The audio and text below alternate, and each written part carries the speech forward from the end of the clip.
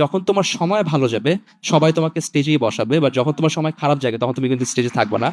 জোর করে কখনো চিল্লায় মার্কেট পাওয়া যায় না। তুমি যতই জোর করো না কেন, যতই তুমি ট্রাই টু প্রুভ করো না কেন, ফোর্স করে হ্যাঁ আমি অনেক ফানি মামা, আমি কি করলাম, আমি তো রুল ভেঙে ফেলেছি, লাভ নাই, এইটা এখানেই শেষ হয়ে যাবে। বাট তোমার জীবনে একটা সবসময় মনে রাখবা যে যখনই তুমি কিছু করবা নতুন করে, যেটা সবাই খারাপ বলতেছে বা ভুল বলতেছে, নট নেসেসারিলি সবাই যেটা বলবে ওটাই রাইট। যেই মোমেন্টে তোমাকে লাইফে সবাই বলবে তুমি তো পাগল হয়ে গেছো নাকি, তুমি কি করতেছো এগুলা, এগুলো মানুষ করে, that is the moment you know you're doing something new and right. So আমার লাইফে শুরুতে এরকমই হয়েছে, সবাই ভুল বলছে ভুল বলছে, আর আমি একটু ভয় পেয়ে গেছিলাম যে ভুল ছিল নাকি, বাট আলহামদুলিল্লাহ I am doing very well right now, very nice, আমার কোনো কমপ্লেন নেই আমার লাইফ নিয়ে।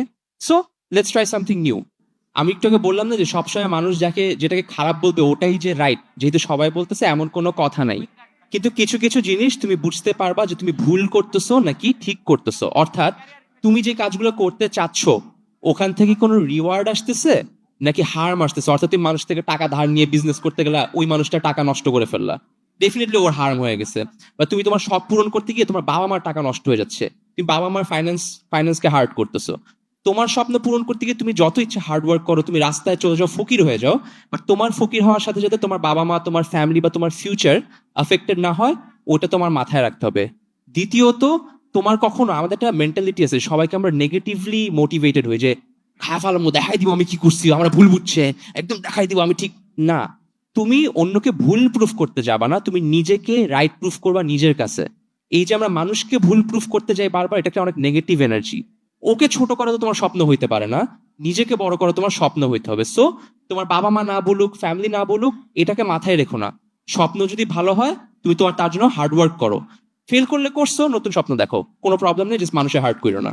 ইম্প্যাক্ট ফেলার জন্য কাজ কখনো করিনি এবং আমার এখানে কোনো ইন্টারেস্টও নাই। অনেক সময় বিভিন্ন কাজের থ্রুতে মানুষ মনে করে হয়তো আমি দেশপ্রেমী হয়ে গেছি হঠাৎ করে, আমার মধ্যে দেশপ্রেমটাও নাই, আমার মধ্যে মানব প্রেমও নাই। আমি খালি সেটা করি যেটাকে আমার নিজে ভাল লাগে, যেটাকে আমার সঠিক মনে হয়। আমি খুবই সেলফ সেন্টার্ড একজন সেলফিশ মানুষ।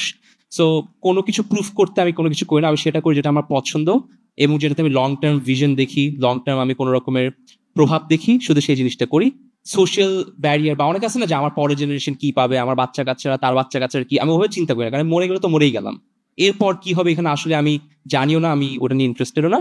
সো সোশ্যাল কোনো ব্যারিয়ার আমি কখনো ফেস করিও না এবং এটা নিয়ে আমি চিন্তা করিও না। টু বি ভেরি অনেস্ট, যেটা অনেস্ট অ্যান্সার আমার, আমি সেটা করি যেটা আমার ভালো লাগে। আর একটু আগে আমি একটা কথা বলছিলাম যে আমার মধ্যে দেশপ্রেম নাই, তাহলে দেশের এরকম পরিস্থিতিতে আমি কেন আগায় গেলাম, ওটার অ্যান্সার দিলাম যে বিকজ এটা আমার মনে হয়েছিল রাইট, নট বিকজ আমি দেশকে খুব ভালোবাসি। কারণ আমি তো দেশে থাকবো না, এটা আগেও বলছি, দেশে বাইরে চলে যেতে চাই আগেও বলছি, যেটা সত্যি কথা।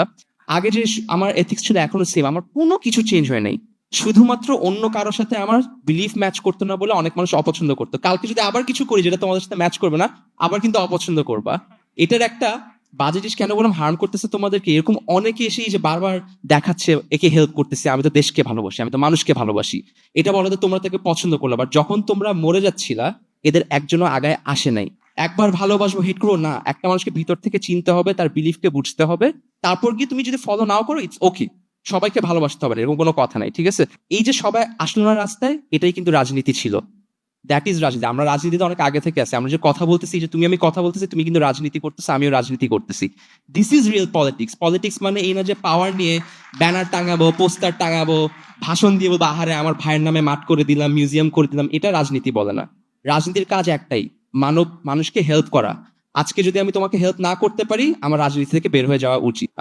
আ lot of things. Number one হচ্ছে যে এরকম মানুষ এক্সিস্ট করে, আমি আগে মনে করতাম সবাই সেম। তো সবাই সেম না। I learn that there are people যারা হচ্ছে সবার মতো না। এটা খুঁজতে অনেক সময় লাগে, 6 বছর, 7 বছর, 8 বছর লেগে যেতে পারে। অনেকে লাকি যারা 1 বছর 6 মাসে পেয়ে যেতে পারে, আবার অনেকে আছে যারা নাও পাইতে পারে।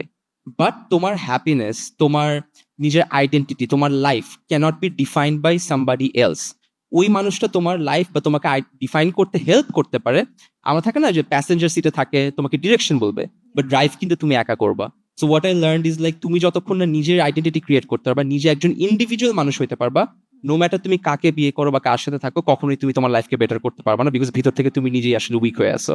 So first bring your self up, তোমার নিজেকে স্ট্রং করো, দেন আর একটা মানুষকে আরো স্ট্রং করতে হেল্প করো। টু বি ভেরি অনেস্ট, কোনো কিছুকে তো যে টেনে নেওয়া যায় না, সবকিছু এভলিউশন থাকে, ইভলভ করতে হয়। সো মানুষ হিসেবে চেঞ্জ হইতে হয়, বিজনেস এক্সপ্যান্ড করতে হয়, মার্কেটিং চেঞ্জ করতে হয়, সবকিছু ইভলভ হয়। আমার ক্ষেত্রেও সেম।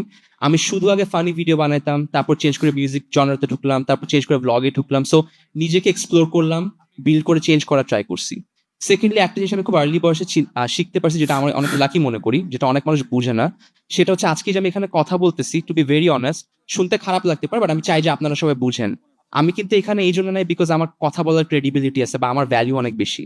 আজকে যদি আবার ওই সিচুয়েশনটা থাকতো যে উনি আমাকে হেট করতে বা তোমরা আমাকে হেট করতে, আমি কিন্তু এখানে বসে কথা বলতাম না। কি উইজডম আমার মধ্যে আছে, একই ইন্টেলেকচুয়ালিটি আমার মধ্যে আছে, একই বিলিভ আমার মধ্যে আছে, স্টিল কেন আমি এখানে বসে কথা বলতাম না? বিকজ দ্য রিয়ালিটি ইজ, যখন তোমার সময় ভালো যাবে সবাই তোমাকে স্টেজেই বসাবে, বা যখন তোমার সময় খারাপ যাবে তখন তুমি কিন্তু স্টেজে থাকবে না।